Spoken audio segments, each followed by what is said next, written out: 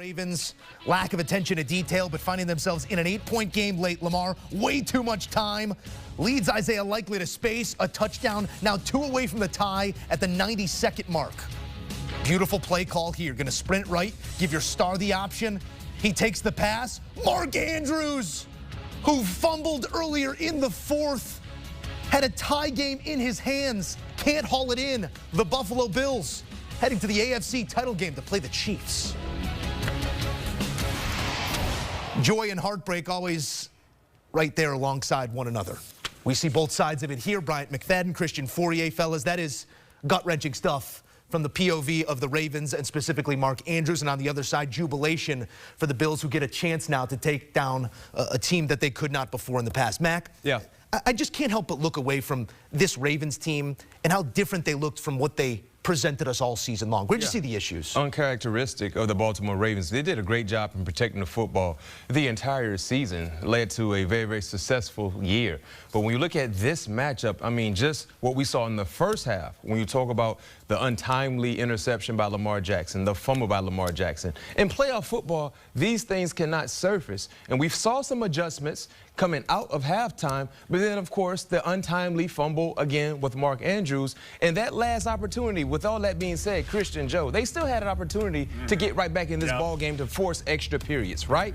You talked about the lack of urgency, right? Attention to detail played a part. And this is the one common theme in playoff football from what we've watched in the divisional matchups, going back to yesterday and going back today. The losing teams did not keep the football clean. We saw that with the Detroit Lions and the Washington Commanders. We saw that earlier today with the Rams and the Philadelphia Eagles. And once again, it played a major factor in what happened in tonight's matchup between the Ravens and the Buffalo Bills. Yeah, you said it. With all that being said, the Ravens were still in a position to win it.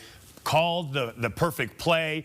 Andrews was open, and he's probably one of your most reliable receivers for the past, 6 to 7 years. And here he is having a really rough day, is responsible for a turnover that led to points, and then he has an opportunity to make up for that earlier fumble, and he just can't quite squeeze it hard enough to secure the catch. And that's the game right there. That's it. You hate to sit there and go, well, but Lamar did this and this guy did that, and Derrick Henry wasn't running the football. No, it doesn't matter.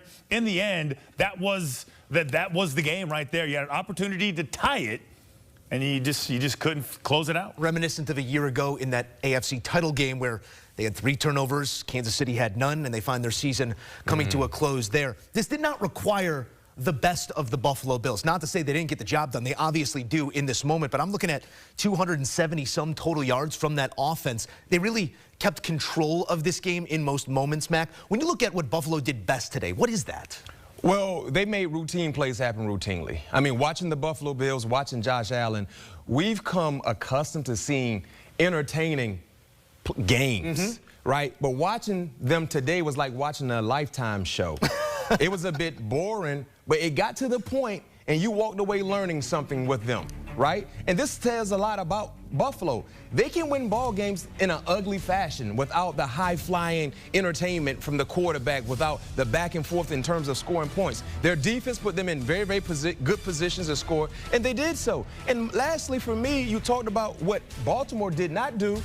I mean, the Bills, they did the opposite. They protected Wilson. They made sure they did not allow turnovers to be a vocal point for what they wanted to do on the offensive end. So, yes, when you look at what we've seen from Josh Allen, putting up MVP-like numbers today, he didn't give you that. But what he did was, which was overly important, Christian, he made routine plays happen routinely, and he protected the football. So, so what you're saying, D-Mac, is he was a game manager. Yeah. We usually rip people for being a game manager. A game manager means you're terrible and you have no skill. He only threw for 127 yards, 20 yards rushing. He was just real clean and efficient, and every opportunity that the Ravens gave them, he made them pay for it. And I will even say towards the end of the game, they had the ability, they ran it twice with Josh Allen. And the first time they ran it on second down, he should have scored, and that really should have put the game out of reach, and they give it to him again. So he missed 2 opportunities. He wasn't perfect, but it's still, they kick the field goal, they go up 8 points,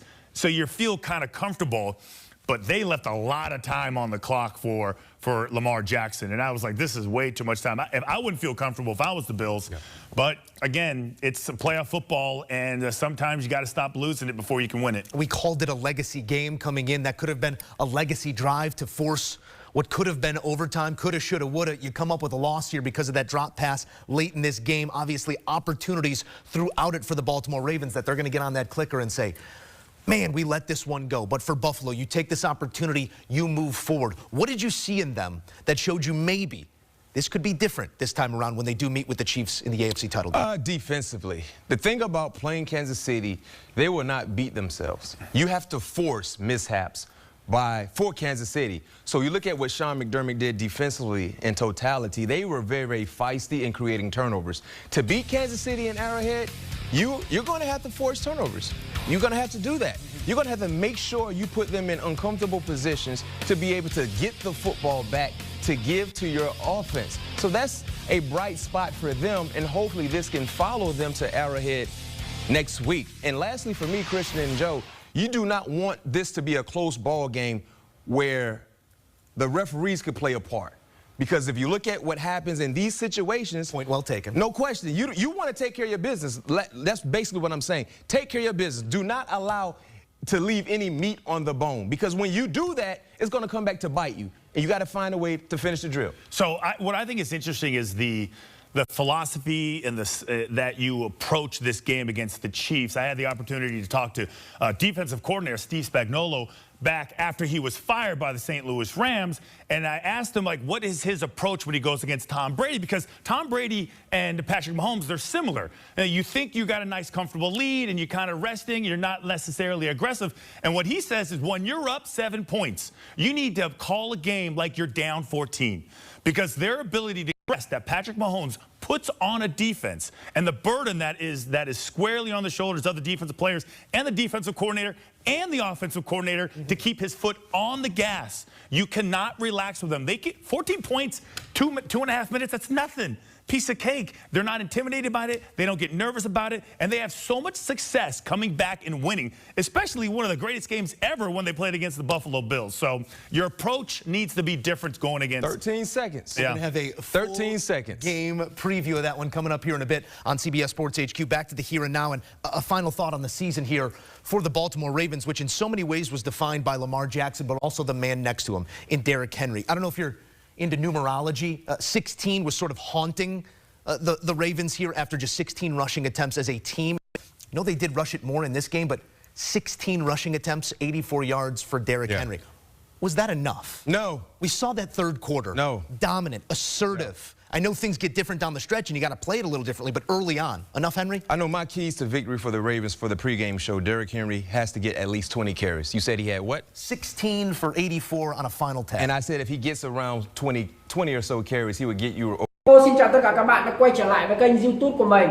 Video ngày hôm nay của mình sẽ là video gì đây?